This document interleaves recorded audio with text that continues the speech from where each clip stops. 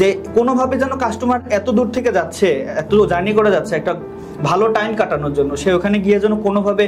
গাড়ির জন্য 1 ঘন্টা বসে না থাকতে হয়, কোনোভাবে যদি তার 3 দিনের একটা প্যাকেজ হয়, সে একটা হ্যাপেনিং জায়গা থেকে 2-3 কিলোমিটার দূরে গিয়ে হোটেলটা যেন না পায় অ্যাটলিস্ট, সে তার হ্যাপেনিং এরিয়াতে যেখানে থাকলে সে আসলে এনজয় করতে পারবে। 1,000-200 টাকা 500 টাকা লাভের জন্য অনেক এজেন্সি দেখা যায় যে আপনার অনেক দূরে নিয়ে একটা হোটেল দিয়ে দিল একটা কাস্টমারকে, সে যদি ওই কাস্টমারকেই অ্যাপ্রোচ করে বলে যে ভাই এটা আপনি 200 টাকা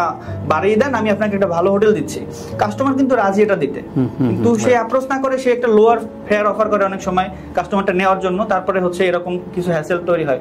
সো আমরা যেটা আলাদা করতে চাই এখানে বস, সেটা হচ্ছে আমার কাস্টমাররা যেন কোনোভাবে হ্যাসেলে না পড়ে আর আমার এখান থেকে এখন পর্যন্ত যারা ট্রাভেল করেছে